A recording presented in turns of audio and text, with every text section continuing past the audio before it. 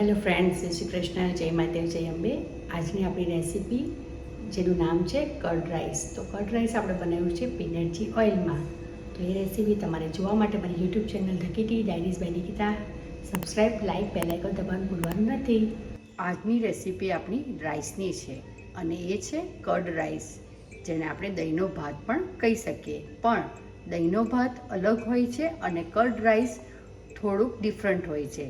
તો વ્યુઅર્સ, આપણા વિડીયોમાં એન્ડ સુધી જોડાજો અને આ રેસીપી તમને જોવા મળશે મારી YouTube channel the kitty's diaries by Nikita.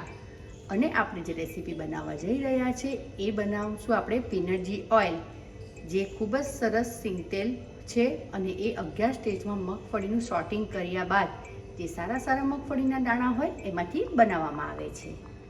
તો કર્ડ રાઈસ માટે આપણે કઈ ઇન્ગ્રીડિયન્ટ્સ જોઈશે તો આપણે જોઈ લઈએ ફટાફટથી.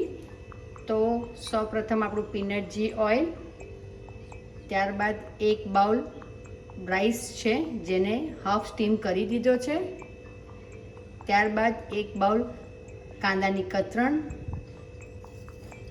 આદુ લસણની પેસ્ટ, ફુદીનો, 3 લવિંગ આખા, અમૂલનું દહીં, સિંધવ મીઠું, હળદર, ગરમ મસાલો અને વઘાર માટે જીરું. તો ચાલો ઝડપથી આપણે આપણી રેસીપી જોઈ લઈએ. હવે સૌપ્રથમ આપણે એક પેણી લઈ લીધી છે. તો એની અંદર આપણે પહેલાં એને ગરમ કરવા મૂકી દઈશું. ત્યારબાદ એની અંદર આપણે નાખીશું આપણું પીનટજીનું ઓઇલ.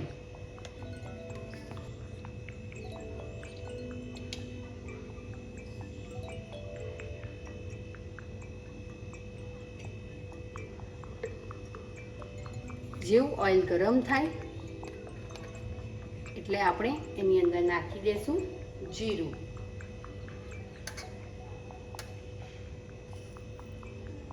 જીરું ઓપ્શનલ છે,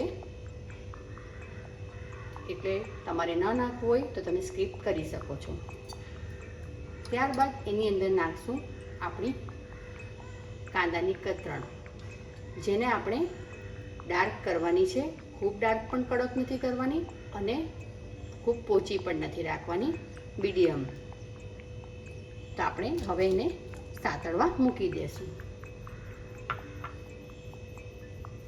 જ્યાં સુધી આપણો કાંદો સતળાય છે ત્યાં સુધી આપણે બીજી તરફ આપણા 3 લવિંગ તમે જોઈ શકશો એને આપણે વાટી લઈએ, કારણ કે કર્ડ રાઈસમાં આની ફ્લેવર એટલે કે આપણા લવિંગની ફ્લેવરથી કર્ડ રાઈસ ખૂબ જ સરસ લાગતો હોય છે. હવે આપણે કર્ડ રાઈસ માટે એક બાઉલ લઈ લીધો છે, કારણ કે આપણે લેયરમાં બનાવવાનો છે. તો સૌપ્રથમ કર્ડ રાઈસ માટે આપણે કર્ડ લઈશું.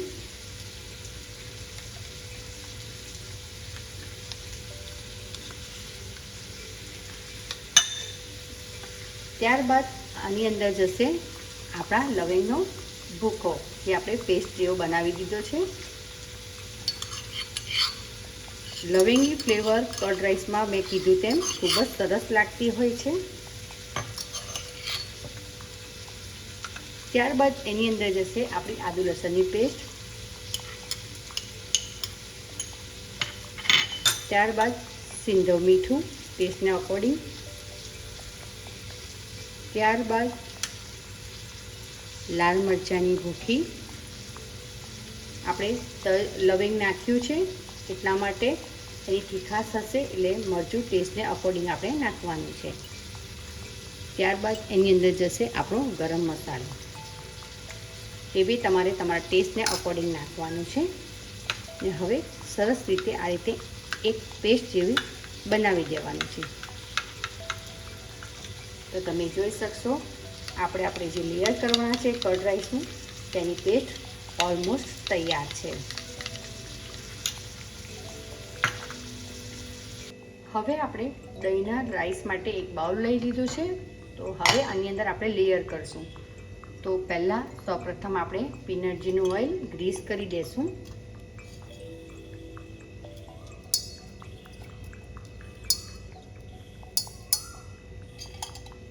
ત્યારબાદ ફર્સ્ટ લેયર આપણું જશે રાઈસનું.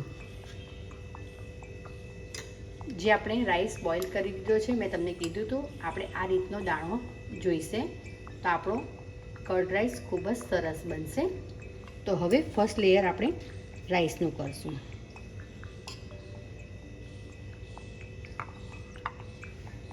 આ રીતે.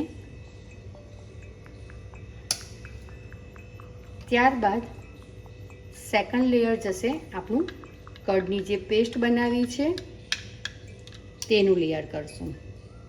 આ રીતે બધી તરફ એને સ્પ્રેડ કરી દેશું.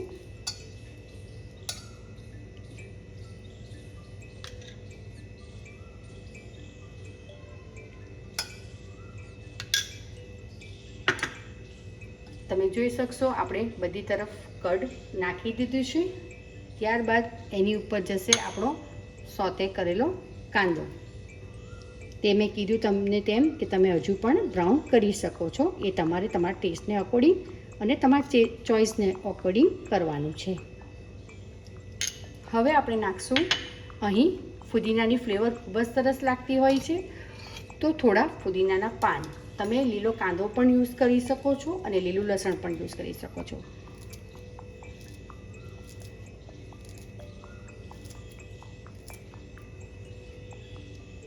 સેમ આ જ પ્રોસેસ આપણે સેકન્ડ ટાઈમ પણ કરવાની છે.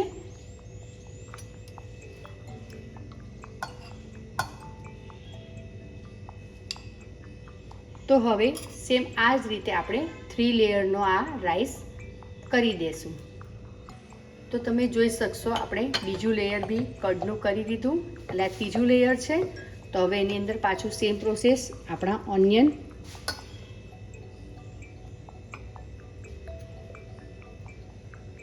અને આપણે ફુદીનો કટ કરીને, એટલે તમને બધા જ લેયરમાં જ્યારે તમે ખાશો તો તમને ફુદીનાની ફ્લેવર, ઓનિયનની ફ્લેવર આવશે ટેસ્ટમાં અને ખૂબ જ સરસ લાગશે.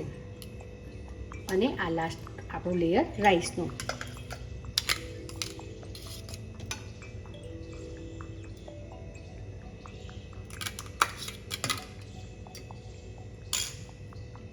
તો તમે જોઈ શકશો, જો આપણે રાઈસને લાસ્ટમાં છેલ્લો આપણો રાઈસ આવી ગયો અને એની ઉપર આ રીતે લાસ્ટમાં ઓનિયનને ફરીથી સ્પ્રેડ કરીને